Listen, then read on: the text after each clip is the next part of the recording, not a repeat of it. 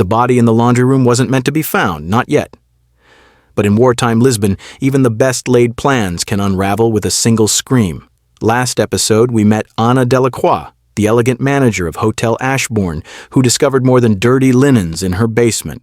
We also encountered Jack Morrison, the charming American with secrets darker than his coffee, and SS Oberfuhrer Klaus Reinhardt, whose presence in neutral Portugal promises nothing but trouble.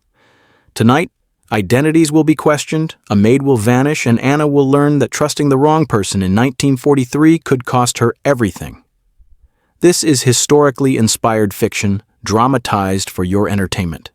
While the events are imaginary, they're grounded in the very real dangers faced by those caught between nations during World War II. The grandfather clock in Hotel Ashbourne's lobby chimed 5:30 as Anna Delacroix descended the service stairs, her silk dress exchanged for practical wool and sensible shoes. The morning shift wouldn't arrive for another hour, but sleep had proven impossible after yesterday's grisly discovery. Her mind kept returning to the woman in the laundry room, to the fear she'd seen flash across Jack Morrison's face when the police arrived, to the way Oberfuhrer Reinhardt had watched everything with those calculating blue eyes. She paused outside the housekeeping closet, key trembling slightly in her hand. B should have reported for duty by now.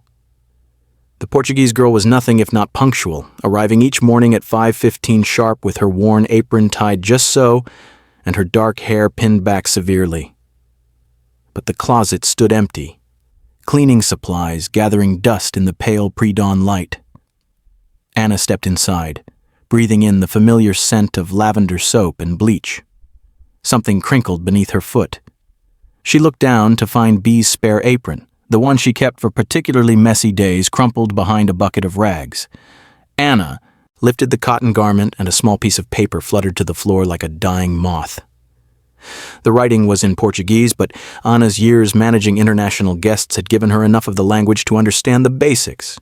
What she saw made her blood run cold. Homem americano não é turista. Perigo. Confia em ninguém. The American man is not a tourist. Danger. Trust no one. Anna's grip tightened on the note. B had been working the third floor yesterday, the same floor where Jack Morrison kept his suite. Had the maid seen something, overheard something? And where was she now? Looking for someone? Anna spun around, crushing the note in her palm. Jack Morrison stood in the doorway, already dressed despite the early hour. His usually perfect hair was slightly mussed, and she noticed dark circles beneath his eyes that even his practiced charm couldn't quite mask. "Mr. Morrison, you're awake early." "Couldn't sleep. Funny thing about finding bodies, it tends to stick with you." His gaze dropped to her clenched fist. "Everything all right?" Anna forced a smile, sliding the note into her pocket. "Just checking on our housekeeping staff. We're missing a girl." "Missing how?" The question came too quickly, with too much intensity. Anna studied his face, remembering B's warning. She didn't report for her shift. It's unlike her. Jack stepped into the closet close enough that she could smell his cologne mixed with something else, something sharper. Fear, perhaps. "What's her name?" Beatriz Santos. She's been with us for 2 years. Anna edged toward the door, suddenly aware of how isolated they were. "Why do you ask?" "Mr. Morrison, there you are." Anna nearly gasped with relief as Klaus Reinhardt appeared in the doorway. The SS officer looked immaculate despite the early hour, his uniform pressed to perfection and his silver hair combed back without a strand out of place. "Oberfuhrer Reinhardt, another early riser, I see." Jack's voice carried its usual easy charm, but Anna detected something underneath it now. Tension. Calculation. Old habits from the Eastern Front. One learns to appreciate the quiet hours before dawn. Reinhardt's pale eyes moved between them. "I hope I'm not interrupting anything." "Not at all," Anna said quickly. "We were just discussing staffing issues." "Ah, yes. The Portuguese girl. I heard she failed to report for duty." Reinhardt stepped aside to allow Anna to exit the closet. In times like these, people often disappear without warning. Perhaps she found more lucrative employment elsewhere. There was something in his tone that made Anna's skin crawl. "What do you mean?" Lisbon is full of opportunities for those willing to take risks. Smuggling routes to America, forged papers for desperate refugees, information trading. A pretty young woman with access to hotel guest rooms could earn quite a comfortable living. Jack's jaw tightened almost imperceptibly. You seem to know a lot about the local black market, Oberfuhrer. One hears things. Besides, it's my business to understand the criminal elements in any city where I'm stationed. Reinhardt smiled, but it didn't reach his eyes. Tell me, Mr. Morrison, what brings a textile manufacturer to Lisbon during wartime? Surely there are more profitable markets closer to home. Anna watched Jack's face carefully. She'd seen that same expression on a dozen guests over the years, the moment when a pleasant conversation became an interrogation. Cotton from Portuguese colonies? My company has contracts with several plantations in Angola. Jack's answer came smoothly, but Anna noticed the slight pause before he spoke. The war has disrupted traditional trade routes. We're exploring alternatives. Fascinating. I wasn't aware that American textile companies were permitted to trade with Portuguese colonies given your country's current neutrality restrictions. The silence stretched between them, like a wire about to snap. Anna found herself holding her breath, watching Jack's face for any sign of the crack she sensed was coming.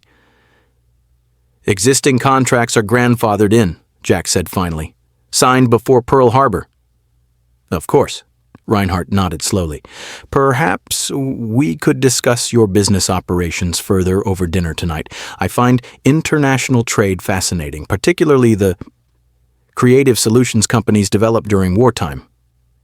It wasn't a request. Anna could see that Jack understood this as well as she did.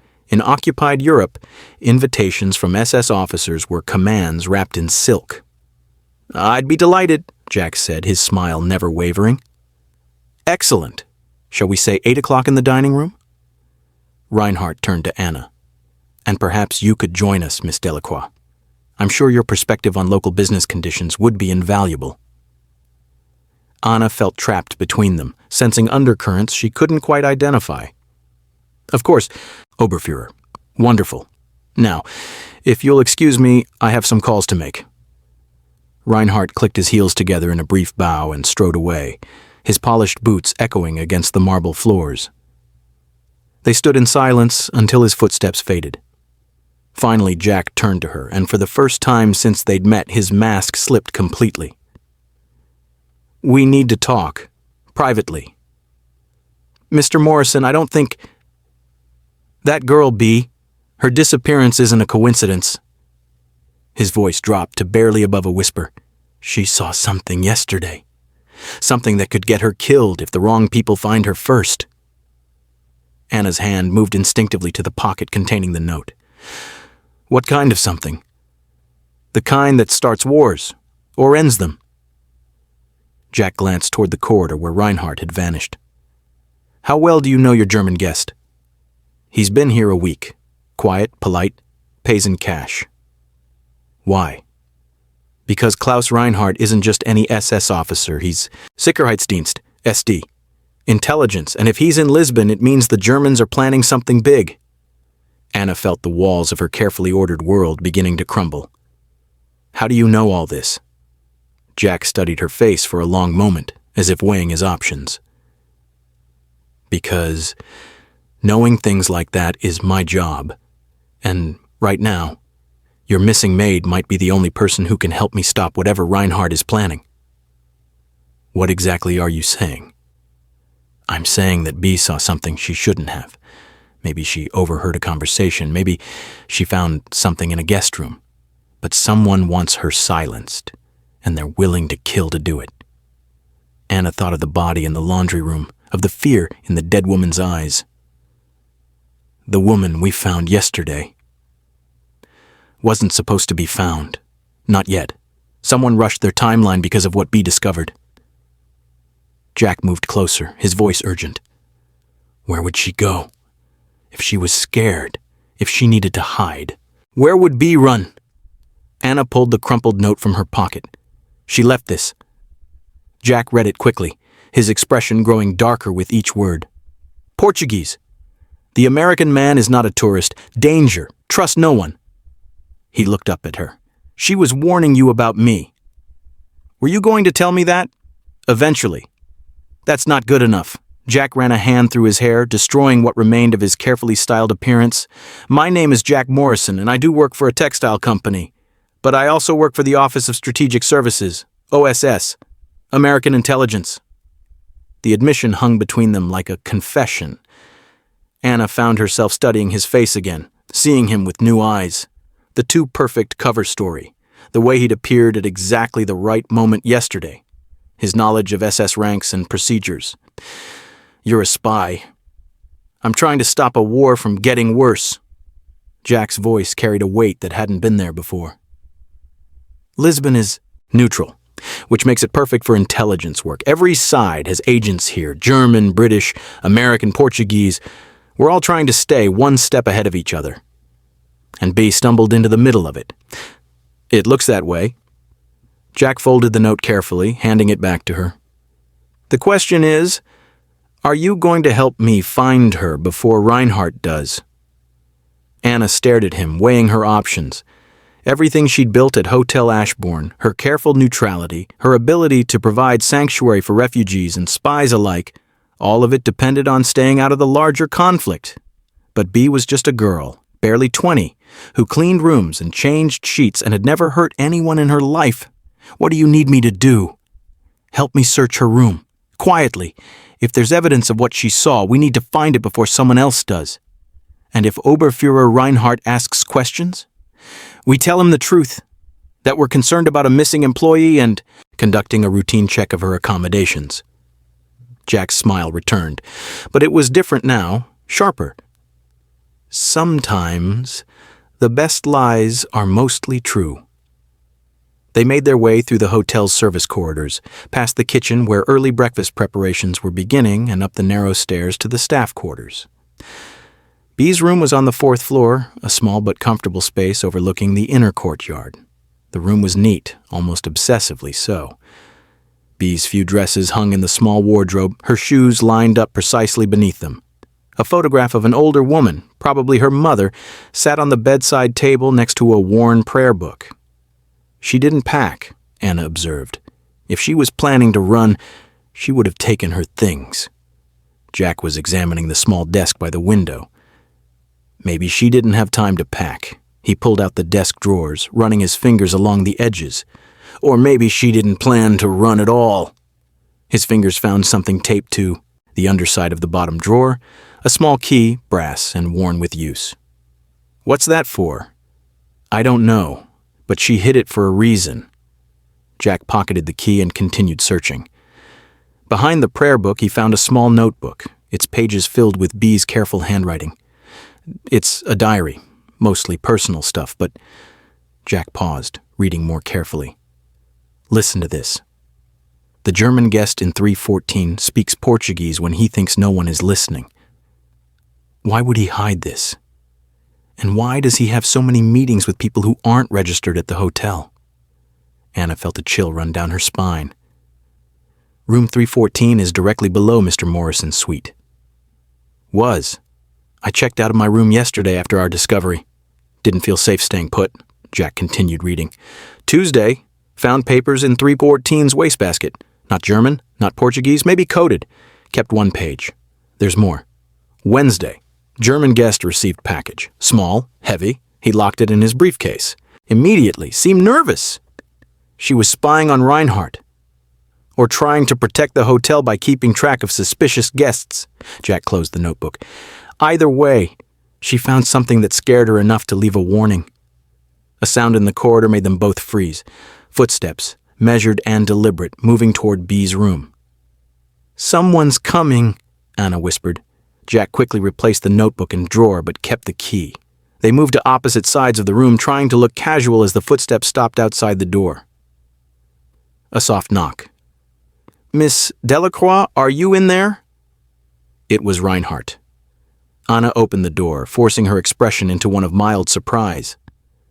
Oberfuhrer Reinhardt, what brings you to the staff quarters? I heard you were concerned about the missing girl. I thought perhaps I could assist in the search.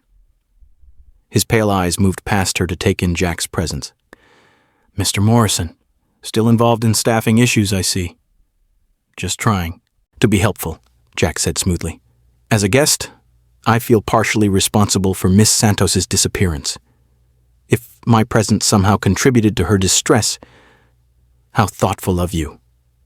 Reinhardt stepped into the room without invitation, his gaze sweeping across every surface. Have you found anything useful? Nothing significant, Anna said. Her belongings are all here, which suggests she didn't plan to leave permanently. Reinhardt moved to the window, looking down into the courtyard. Tell me, Mr. Morrison, in your textile business, do you often find yourself investigating missing persons? The question was casual, almost conversational, but Anna could see the trap being laid. Not often, no. But when you're dealing with international suppliers, you learn that people sometimes disappear for complicated reasons. Political troubles, family emergencies, business disputes. In my experience, it's usually best to assume good intentions until proven otherwise. Wise advice, though sometimes good intentions can be misinterpreted by those who don't understand the full situation. Reinhardt moved toward the door. I do hope Miss Santos turns up safely. It would be a shame if something unfortunate happened to her simply because she was in the wrong place at the wrong time. It wasn't quite a threat, but it wasn't a pleasantry either. Anna watched him go, waiting until his footsteps faded before turning to Jack. He knows something. He knows a lot of things. The question is what he's willing to act on. Jack moved to the window, checking the courtyard below. We need to find B before tonight's dinner. If Reinhardt is planning to move against her, he'll do it after he's dealt with me. What do you mean, dealt with you? Tonight's dinner isn't social. It's an interrogation. Jack's expression was grim. He suspects I'm not who I claim to be. He's going to test me, try to trip me up, maybe even threaten you to get a reaction. Anna felt a flutter of fear mixed with something else she couldn't quite identify. Why would threatening me get a reaction? Jack met her eyes, and for a moment his careful mask slipped again. Because if something happened to you, I'd do something stupid to stop it. And he knows that. The admission hung between them, loaded with implications neither was ready to examine. Anna found herself studying the lines around his eyes, the way his hands moved when he was nervous, the careful way he watched her when he thought she wasn't looking. This is insane, she said quietly. Yesterday, I was managing a hotel. Today I'm harboring spies and hunting for missing maids and trying not to fall for a man who lies for a living. For what it's worth, I haven't lied to you since this morning. That's not exactly reassuring. It's the best I can offer right now. Jack moved away from the window. We should get back downstairs before someone notices we're both missing. But first, we need to figure out where that key fits. They searched the room quickly but thoroughly, checking every lock, every box, every piece of furniture that might have a hidden compartment. Nothing. Maybe it's not for something in her room, Anna suggested. Maybe it's for something she hid somewhere else. It's small, probably for a jewelry box or a desk drawer. But you're right, it could be anywhere in the hotel. Jack held the key up to the light. Wait, there's a number etched into it, very faint, but 237.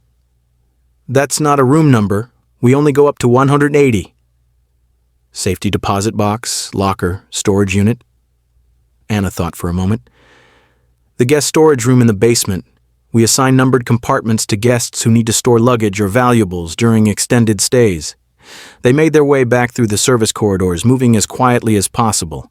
The basement storage room was next to the laundry where they'd found the body yesterday, and Anna couldn't suppress a shiver as they passed the sealed door. The storage room was lined with numbered metal compartments, each secured with a small brass lock.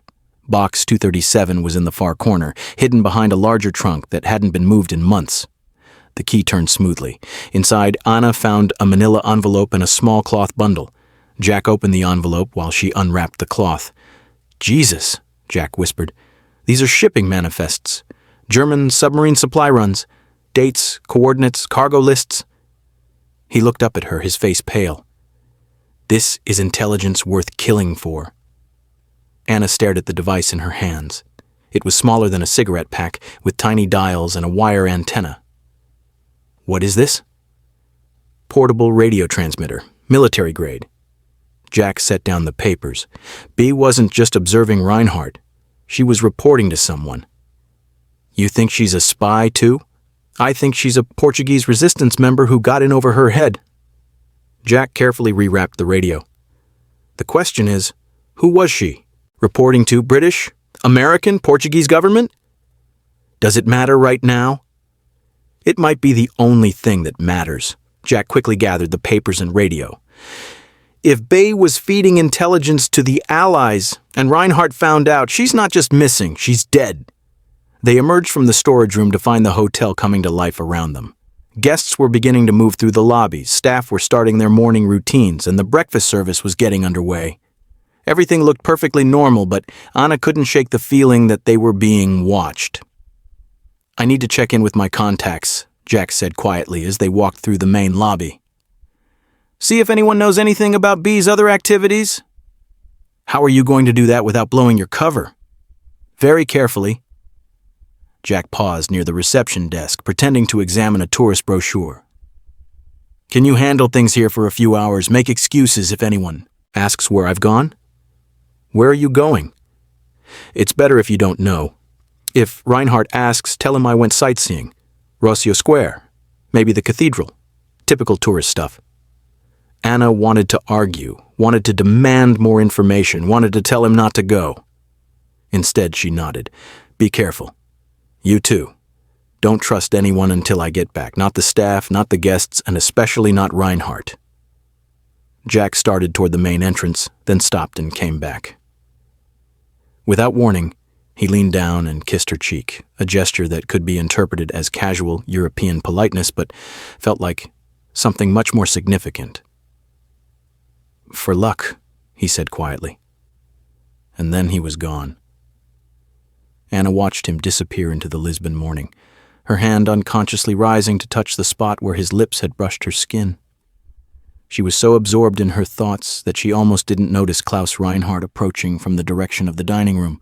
Miss Delacroix, your American friend seems to have left early. Sightseeing, he said. The weather is lovely this morning. Indeed it is. Reinhardt studied her face with those calculating pale eyes. You seem fond of Mr. Morrison. It wasn't a question, and Anna felt heat rise in her cheeks. He's a pleasant guest. I'm sure he is. Tell me, what do you know about his background? His family, his business associates, his reason for choosing Lisbon during such dangerous times? Anna forced herself to meet his gaze steadily. I know what he's told me. He's in the textile business, he's here on commercial matters, and he prefers our hotel to the larger establishments downtown. And you believe him? The question was asked casually, almost conversationally, but Anna sensed the trap beneath it. Reinhardt was testing her, trying to determine how much she knew and where her loyalties lay. I have no reason not to believe him. Reinhardt smiled, but it was the smile of a predator who had cornered its prey. How refreshing to meet someone so trusting in these suspicious times. He started to walk away, then turned back as if struck by an afterthought. Oh, Miss Delacroix, one more thing. Your American guest, Mr. Morrison? Reinhardt's smile widened, becoming something truly unpleasant. He isn't who he claims to be. The words hit Anna like ice water. She opened her mouth to respond, but Reinhardt was already walking away, his polished boots clicking against the marble floor with mechanical precision. Anna stood frozen in the middle of the bustling lobby, watching the SS officer disappear up the main staircase. Around her, the hotel continued its morning routine, guests chatting over coffee, staff moving efficiently through their duties, the world turning as if nothing had changed. But everything had changed. Jack Morrison was gone, possibly walking into a trap. Bea Santos was missing, possibly dead, and Klaus Reinhardt knew far more than he was saying about all of it. Anna realized she was holding her breath and forced herself to exhale slowly. Whatever game was being played in her hotel, she was now a player whether she liked it or not. The only question was which side she was on and whether she would live long enough to find out. What secrets is Reinhardt hiding about Jack's true identity? Will Anna find B before it's too late? And what will happen when three dangerous players sit down to dinner together, each knowing the others are lying? Find out next time in Episode 3 of the Ashbourne Chronicles. Don't forget to subscribe and ring that notification bell because in wartime Lisbon, missing an episode could mean missing a matter of life and death. What do you think Jack's real mission is? Let me know in the comments below.